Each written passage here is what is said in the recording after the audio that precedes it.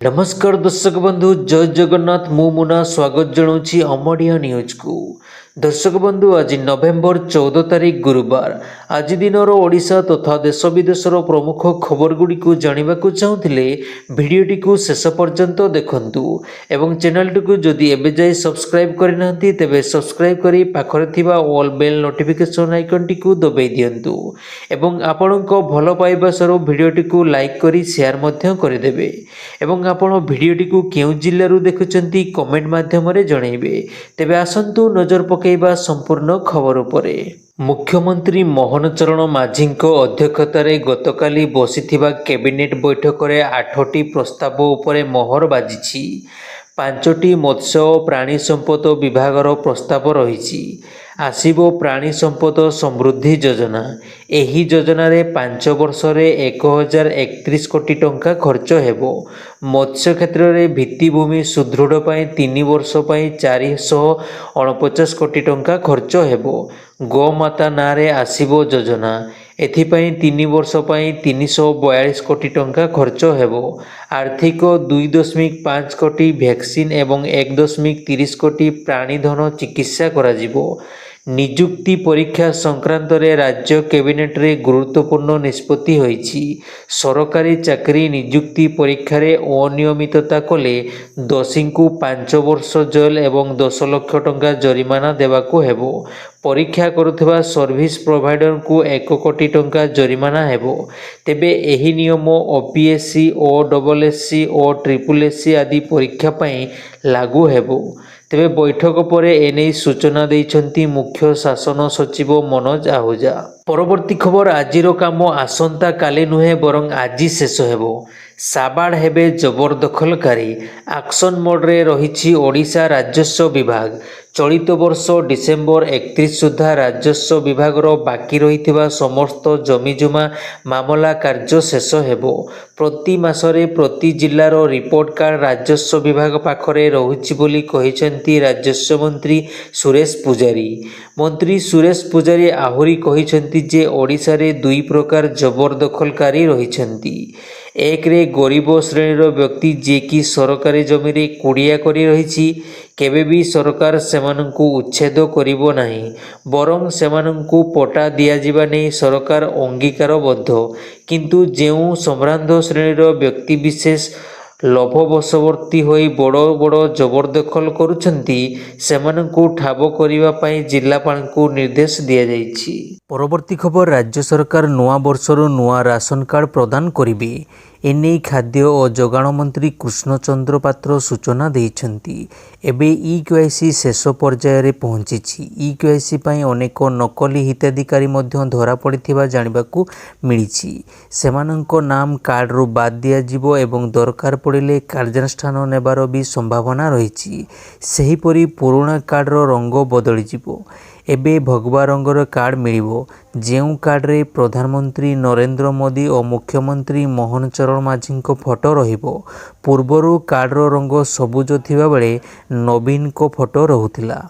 परवर्ती खबर कार्तिक मास पंचुकर भी आकाश छुआ पियाज दर। गत 15 दिन भितरे किलो पिछा पाखापाखि 30 टंका बढ़िलानी पियाज दर।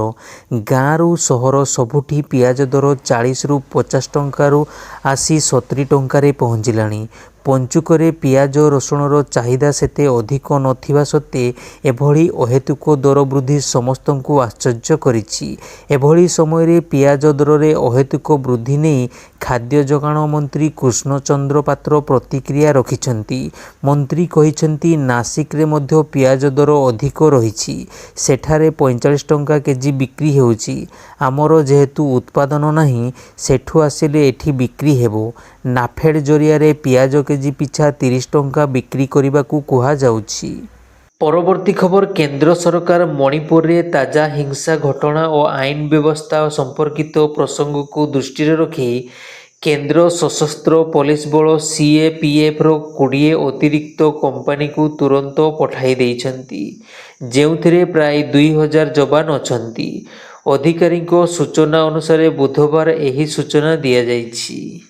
परवर्ती खबर राज्यर विद्युत उपभोक्ता अधिकारी नियम 2020 को ओडिशा सक्रिय भाव कार्यकारी करुछि। ପିଏମ୍ ସୂର୍ଯ୍ୟଘର ଯୋଜନାକୁ ଅଧିକ ଆକର୍ଷିତ କରିବାକୁ ଓଡ଼ିଶା ଆର୍ଥିକ ସହାୟତା ପ୍ରଦାନ କରିବାକୁ ଚିନ୍ତା କରୁଛି ବୋଲି ଉପମୁଖ୍ୟମନ୍ତ୍ରୀ ତଥା ଶକ୍ତିମନ୍ତ୍ରୀ କନକ ବର୍ଦ୍ଧନ ସିଂହଦେଓ କହିଛନ୍ତି। ପରବର୍ତ୍ତୀ ଖବର କାଳ ହେଲା ଲାଞ୍ଚ ନେବା। ଜଣେ ଅବସରପ୍ରାପ୍ତ ଶିକ୍ଷୟିତ୍ରୀଙ୍କର 5 ଲକ୍ଷ ଟଙ୍କାର ଏରିୟର ବିଲ୍ କରାଇଦେବାକୁ 6,000 ଟଙ୍କା ଲାଞ୍ଚ ନେବାକୁ ଅଡ଼ି ବସିଥିଲେ। ଶେଷରେ ଲାଞ୍ଚ ଟଙ୍କା ନେଉଥିବା ବେଳେ କିରାଣୀ ବାବୁଙ୍କୁ ମାଡ଼ି ବସିଥିଲେ ଭିଜିଲାନ୍ସ ଟିମ୍। ସେ 6,000 ଟଙ୍କା ଲାଞ୍ଚ ନେଉଥିଲେ। ଏହି ସମୟରେ ମାଡ଼ି ବସିଥିଲା ଭିଜିଲାନ୍ସ ଟିମ୍। ଏପରି ଏକ ଘଟଣା ଖୋର୍ଦ୍ଧା ଜିଲ୍ଲା ବିଓ କାର୍ଯ୍ୟାଳୟରେ ଘଟିଛି। ପରବର୍ତ୍ତୀ ଖବର ପୁରୀରେ ବିଶ୍ୱବିଦ୍ୟାଳୟ ପାଇଁ ବେଦାନ୍ତ ନେଇଥିବା ଜମିକୁ ଚାଷୀଙ୍କୁ ଫେରାଇବ। ଦିନେ 2 ଦିନ ଭିତରେ ଚାଷୀମାନଙ୍କୁ ସେମାନଙ୍କ ଜମି ଫେରାଇ ଦିଆଯିବ। ପ୍ରତିବଦଳରେ ଚାଷୀମାନେ ନେଇଥିବା କ୍ଷତିପୂରଣ ରାଶି ଫେରାଇବେ। ରାଜସ୍ୱ ମନ୍ତ୍ରୀ ସୁରେଶ ପୂଜାରୀ ପ୍ରେସମିଟ୍ କରି ଏହି ସୂଚନା ଦେଇଛନ୍ତି। ପରବର୍ତ୍ତୀ ଖବର ଏକ ଅଭାବନୀୟ ଘଟଣା କନ୍ଧମାଳ ଜିଲ୍ଲା ଖଜୁରୀପଡ଼ା ଥାନା ଆର୍ ନୂଆଗାଁ ସ୍ଥିତ କଳିଙ୍ଗ ଆଦର୍ଶ ଆବାସିକ ବିଦ୍ୟାଳୟରେ ଘଟିଛି। ହଷ୍ଟେଲରୁ ମିଳିଲା 10ମ ଶ୍ରେଣୀ ଛାତ୍ରଙ୍କ ଝୁଲନ୍ତା ମୃତଦେହ। ମୃତ ଛାତ୍ର ଜଣକ ହେଲେ ଆନନ୍ଦ ଶେଖର ମଲ୍ଲିକ। ତାଙ୍କ ଘର ଖଜୁରୀପଡ଼ା ଥାନା ବାଲିସୁଗ୍ରୀ ଗ୍ରାମର ବୋଲି ଜଣାପଡ଼ିଛି। ପରବର୍ତ୍ତୀ ଖବର ଜାମ୍ମୁର ଲଖନପୁରରେ ଗୋମାଫିଆଙ୍କ ଗୋଚାଲାଣ ପାଇଁ ଆପଣାଯାଇଛି ଅଭିନବ ଉପାୟ। ଲଖନପୁରରେ ଥିବା ନାକା ପୋଷ୍ଟ ଦେଇ ଏକ ତେଲ ଟ୍ୟାଙ୍କର ପାସ୍ କରୁଥିବା ବେଳେ ପୋଲିସ ତାର ଯାଞ୍ଚ କରୁଥିଲା। ପୋଲିସ ଯାଞ୍ଚ ସମୟରେ ଗାଡ଼ିରେ ଥିବା ଡ୍ରାଇଭର ଓ ହେଲ୍ପରଙ୍କ ଗତିବିଧିରେ ପୋଲିସକୁ ସନ୍ଦେହ ହୋଇଥିଲା। ଏହାକୁ ନେଇ ଅଧିକ ଯାଞ୍ଚ କରିବା ଦେଖି ସେମାନେ ଗାଡ଼ି ଛାଡ଼ି ସେଠାରୁ ପଳାଇ ଯାଇଥିଲେ। ଏହା ଦେଖି ପୋଲିସ ଟ୍ୟାଙ୍କରକୁ ଏକ ଖାଲି ସ୍ଥାନକୁ ନେଇ ଚେକ୍ କରି ହତବାକ୍ ରହିଯାଇଥିଲା। ଟ୍ୟାଙ୍କରରେ ପେଟ୍ରୋଲ ବଦଳରେ ଥିଲା ଗୋରୁ। ଗୋଚାଲାଣ ଉପରେ ପ୍ରତିବନ୍ଧକ ଲାଗିବା ପରେ ନୂଆ ଉପାୟ ଆପଣାଉଛନ୍ତି ମାଫିଆ। ଆପାର୍ଟମେଣ୍ଟରେ ଗଞ୍ଜେଇ ଚାଷ କରିବା ଅଭିଯୋଗରେ ମଙ୍ଗଳବାର ଜଣେ ବ୍ୟକ୍ତିଙ୍କୁ ଗିରଫ କରିଛି ଉତ୍ତରପ୍ରଦେଶ ଗ୍ରେଟର ନୋଇଡା ପୁଲିସ। ତାଙ୍କ ନାଁ ରାହୁଲ ଚୌଧୁରୀ। ତାଙ୍କୁ ଘରୁ 80ଟି ଗଞ୍ଜେଇ ଗଛ ଜବତ କରାଯାଇଛି, ଯାହାର ମୂଲ୍ୟ ପ୍ରାୟ 60 ଲକ୍ଷ ଟଙ୍କା ହେବ ବୋଲି କୁହାଯାଉଛି। ତା ସହିତ ତାଙ୍କ ଘରୁ ଗଞ୍ଜେଇ ମଞ୍ଜି, ସାର ଓ ଅନ୍ୟ ଜିନିଷ ଜବତ କରାଯାଇଛି। ପରବର୍ତ୍ତୀ ଖବର ଝାଡ଼ଖଣ୍ଡରେ ନିର୍ବାଚନ ଅନୁଷ୍ଠିତ ହେଉଛି। ଝାଡ଼ଖଣ୍ଡ ରାଜ୍ୟବାସୀ ନିଜ ନେତା ବାଛୁଛନ୍ତି। ଏହାକୁ ଦୃଷ୍ଟିରେ ରଖି ଓଡ଼ିଶା ଝାଡ଼ଖଣ୍ଡ ସୀମାନ୍ତରେ ଥିବା ରାସ୍ତାଗୁଡ଼ିକରେ ସୁରକ୍ଷା ବ୍ୟବସ୍ଥାକୁ କଡ଼ାକଡ଼ି ସହ ଗାଡ଼ିଗୁଡ଼ିକୁ ଯାଞ୍ଚ କରାଯାଉଛି।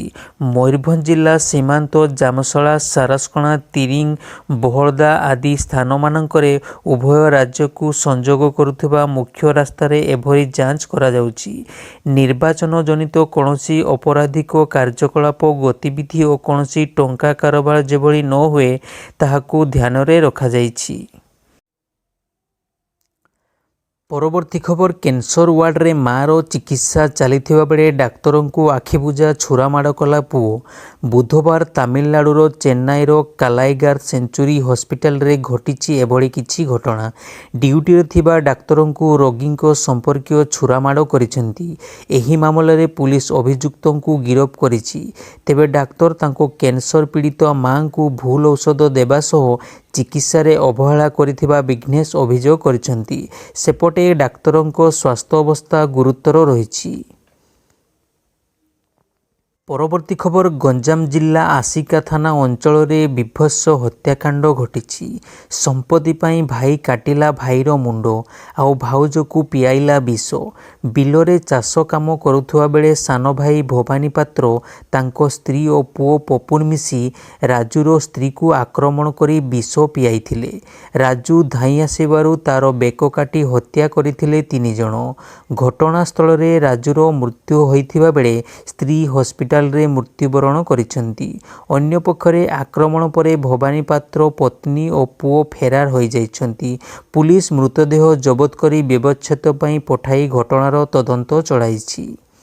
ପରବର୍ତ୍ତୀ ଖବର ରାଜଧାନୀରେ ବାଣ ତିଆରି କାରଖାନାରେ ବିସ୍ଫୋରଣ ଘଟଣାର ମାଷ୍ଟରମାଇଣ୍ଡ ଗିରଫ। ଅଭିଯୁକ୍ତ ତଥା ଘରର ମାଲିକଙ୍କୁ ଗିରଫ କରିଛି କମିଶନରେଟ ପୁଲିସର ସ୍ପେଶାଲ ଟିମ୍।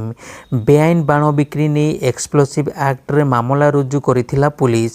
ସେପଟେ ଫେରାର ବାପାକୁ ଧରିବାକୁ ପୁଲିସ ଆରମ୍ଭ କରିଛି ଖୋଳତାଡ଼ କରୁଥିବା ଭୁବନେଶ୍ୱରର ଡିସିପି ପିନାକୀ ମିଶ୍ର ସୂଚନା ଦେଇଛନ୍ତି। ପରବର୍ତ୍ତୀ ଖବର ନିର୍ବାଚନ ପୂର୍ବରୁ ମୋଟରାଇଜ୍ ସର୍ଭେ ଜନତାଙ୍କ ରାୟ ଜାଣିବାକୁ ଚେଷ୍ଟା କରିଥିଲା। ଏଥିରେ ମୁଖ୍ୟମନ୍ତ୍ରୀ ରୂପେ ଜନତାଙ୍କ ପ୍ରଥମ ପସନ୍ଦ କିଏ ଜାଣିବାକୁ ହୋଇଥିବା ଉଦ୍ୟମରେ ଚମକାଇବା ଭଳି ରିପୋର୍ଟ ଆସିଛି। ସର୍ଭେର ପରିଣାମ ଅନୁସାରେ ଝାଡ଼ଖଣ୍ଡ ମୁଖ୍ୟମନ୍ତ୍ରୀ ପଦ ନିମନ୍ତେ ଜନତା ବାବୁଲାଲ ମାରାଣ୍ଡିଙ୍କୁ ସେମାନଙ୍କ ପ୍ରଥମ ପସନ୍ଦ ବୋଲି କହିଛନ୍ତି। ପାଖାପାଖି 44% ଲୋକେ ବାବୁଲାଲ ମାରାଣ୍ଡିଙ୍କ ନାମ ନେଇଛନ୍ତି। ଅନ୍ୟପଟେ ବର୍ତ୍ତମାନର ମୁଖ୍ୟମନ୍ତ୍ରୀ ହେମନ୍ତ ସୋରେନଙ୍କୁ ମାତ୍ର 30% ଲୋକେ ନିଜ ପସନ୍ଦର ନେତା ବୋଲି ମାନିଛନ୍ତି। ପରବର୍ତ୍ତୀ ଖବର ପୁଣି ଥରେ ପ୍ରଧାନମନ୍ତ୍ରୀ ମୋଦିଙ୍କ ପାଦ ଛୁଇଁଛନ୍ତି ବିହାର ମୁଖ୍ୟମନ୍ତ୍ରୀ ନୀତିଶ କୁମାର। ବିହାରର ଦରଭଙ୍ଗାଠାରେ ରାଜ୍ୟର ଦ୍ୱିତୀୟ ଏମ୍ସର ଶିଳାନ୍ୟାସ ସମୟରେ ପ୍ରଧାନମନ୍ତ୍ରୀଙ୍କ ପାଦ ଛୁଇଁଛନ୍ତି ନୀତିଶ କୁମାର। ମଞ୍ଚରେ ପ୍ରଧାନମନ୍ତ୍ରୀଙ୍କ ସମେତ ଜେଡିୟୁ ଓ ଭାଜପାର ଅନେକ ବରିଷ୍ଠ ନେତା ଉପସ୍ଥିତ ଥିଲେ। ରାଜ୍ୟରେ ଦ୍ୱିତୀୟ ଏମ୍ସର ଶିଳାନ୍ୟାସରେ ଅତ୍ୟଧିକ ଖୁସି ହୋଇ ନୀତିଶ ସିଧା ଯାଇ ପ୍ରଧାନମନ୍ତ୍ରୀଙ୍କ ପାଦ ଛୁଇଁଥିଲେ। ଏହି ସମୟର ଭିଡ଼ିଓ ଏବେ ସୋସିଆଲ ମିଡ଼ିଆରେ ଖୁବ୍ ଭାଇରାଲ ହେଉଛି। ପରବର୍ତ୍ତୀ ଖବର ଏକ ଅଭାବନୀୟ ଘଟଣା କନ୍ଧମାଳ ଜିଲ୍ଲା ଖଜୁରୀପଡ଼ା ଥାନା ଆର୍ ନୂଆଗାଁ ସ୍ଥିତ କଳିଙ୍ଗ ଆଦର୍ଶ ଆବାସିକ ବିଦ୍ୟାଳୟରେ ଘଟିଛି। ହଷ୍ଟେଲରୁ ମିଳିଲା 10ମ ଶ୍ରେଣୀ ଛାତ୍ରଙ୍କ ଝୁଲନ୍ତା ମୃତଦେହ। ମୃତ ଛାତ୍ର ଜଣକ ହେଲେ ଆନନ୍ଦ ଶେଖର ମଲ୍ଲିକ। ତାଙ୍କ ଘର ଖଜୁରୀପଡ଼ା ଥାନା ବାଲିସୁଗ୍ରୀ ଗ୍ରାମର ବୋଲି ଜଣାପଡ଼ିଛି। ପରବର୍ତ୍ତୀ ଖବର ନିର୍ବାଚନରେ ପରାଜୟ ପରେ ବିଜେଡିରେ ଦେଖାଗଲାଣି ଦଳୀୟ ଗୋଷ୍ଠୀ କନ୍ଦଳ। ବିଭିନ୍ନ ସ୍ଥାନରେ ଦଳରେ ଫାଟ ସୃଷ୍ଟି ହୋଇ କଳି ପଦାରେ ପଡ଼ିଥିବା ବେଳେ ଏବେ ବାଲେଶ୍ୱର ବିଜେଡିରେ ସମାନ ସ୍ଥିତି ଉପୁଜିଛି। ବାଲେଶ୍ୱର ବିଜେଡିର ଜଣେ କାଉନସିଲର ନିଜ ଦଳର ମହିଳା କାଉନସିଲରଙ୍କୁ ଦୁର୍ବ୍ୟବହାର କରିଥିବା ଅଭିଯୋଗ ହୋଇଛି। ଏପରିକି ମହିଳା କାଉନସିଲରଙ୍କୁ ପୁରୁଷ କାଉନସିଲର ଜଣଙ୍କ ଅସଭ୍ୟ ଭାଷାରେ ଗାଳିଗୁଲଜ କରିବା ସହ ଜାତିଆଣ ଆକ୍ଷେପ କରିଥିବା ଅଭିଯୋଗ ହୋଇଛି। ପରବର୍ତ୍ତୀ ଖବର ନିଲାମ ହୋଇଛି ଟିପୁ ସୁଲତାନଙ୍କ ଖଣ୍ଡା। ଏହି ଖଣ୍ଡା ଟିପୁ ସୁଲତାନଙ୍କ ବ୍ୟକ୍ତିଗତ ଅସ୍ତ୍ରଶସ୍ତ୍ର ମଧ୍ୟରୁ ଏକ ଅଂଶ ଥିଲା। ଶ୍ରୀରଙ୍ଗପଟ୍ଟମ ଯୁଦ୍ଧରେ ଏହି ଅସ୍ତ୍ରକୁ ବ୍ୟବହାର କରିଥିଲେ ଟିପୁ। ଏହି ଖଣ୍ଡା ବହସନମ ନିଲାମ ହାଉସରେ 3.17 ଲକ୍ଷ ପାଉଣ୍ଡରେ ନିଲାମ ହୋଇଛି। ଏହା ପ୍ରାୟ 3.4 କୋଟି ଟଙ୍କା ସହିତ ସମାନ। କୁହାଯାଏ ଯେ ଏହି ଖଣ୍ଡା 1799ର ଯୁଦ୍ଧ ସହିତ ସଂଯୁକ୍ତ। ପରବର୍ତ୍ତୀ ଖବର ଲୋକସଭା ବାଚସ୍ପତି ଓମ୍ ବିର୍ଲାଙ୍କ ଝିଅ ଅଞ୍ଜଳି ବିର୍ଲା ବିବାହ ବନ୍ଧନରେ ବାନ୍ଧି ହୋଇଛନ୍ତି। 7 ଜନ୍ମ ପାଇଁ ସେ ନିଜର ବନ୍ଧୁ ଅନୀଶ ରାଜାନୀଙ୍କ ହାତ ଧରିଛନ୍ତି। ମଙ୍ଗଳବାର ରାତିରେ ରାଜସ୍ଥାନର କୋଟାରେ ବିବାହ ଉତ୍ସବ ଆୟୋଜିତ ହୋଇଥିଲା। ବିବାହର ସମସ୍ତ ରୀତିନୀତି ଜିଏମ୍ଏ ଟାଉନସିପ୍ରେ ସମ୍ପନ୍ନ କରାଯାଇଥିଲା। ପରବର୍ତ୍ତୀ ଖବର କେନ୍ଦ୍ର ସଡ଼କ ପରିବହନ ଓ ରାଜପଥ ମନ୍ତ୍ରୀ ନୀତିନ ଗଡ଼କରୀଙ୍କ ହେଲିକପ୍ଟର ଯାଞ୍ଚ ହୋଇଛି। ମହାରାଷ୍ଟ୍ର ଲାଟୁରାରେ ଗଡ଼କରୀଙ୍କ ଚପରକୁ ଯାଞ୍ଚ କରିଛନ୍ତି ନିର୍ବାଚନ କର୍ତ୍ତୃପକ୍ଷ। ଶିବସେନା ୟୁବିଟି ନେତା ଉଦ୍ଧବ ଠାକରେଙ୍କ 2ଟି ବ୍ୟାଗକୁ ୟାବତମାଲ ଓ ଲାଟୁରାରେ ଯାଞ୍ଚ କରାଯିବା ପରେ ଗଡ଼କରୀଙ୍କ ହେଲିକପ୍ଟର ବି ଯାଞ୍ଚ କରାଯାଇଛି। ପୂର୍ବରୁ ଗତ ସୋମବାର ଉଦ୍ଧବଙ୍କ ବ୍ୟାଗ୍ ଯାଞ୍ଚକୁ ନେଇ ବିବାଦ ସୃଷ୍ଟି ହୋଇଥିଲା। ନିର୍ବାଚନ ପ୍ରକ୍ରିୟାରେ ତାଙ୍କୁ ଟାର୍ଗେଟ କରାଯାଉଛି ବୋଲି ଅଭିଯୋଗ କରିଥିଲେ ଉଦ୍ଧବ। ପରବର୍ତ୍ତୀ ଖବର ଝାଡ଼ଖଣ୍ଡରେ ନିର୍ବାଚନ ଅନୁଷ୍ଠିତ ହେଉଛି। ଝାଡ଼ଖଣ୍ଡ ରାଜ୍ୟବାସୀ ନିଜ ନେତା ବାଛୁଛନ୍ତି।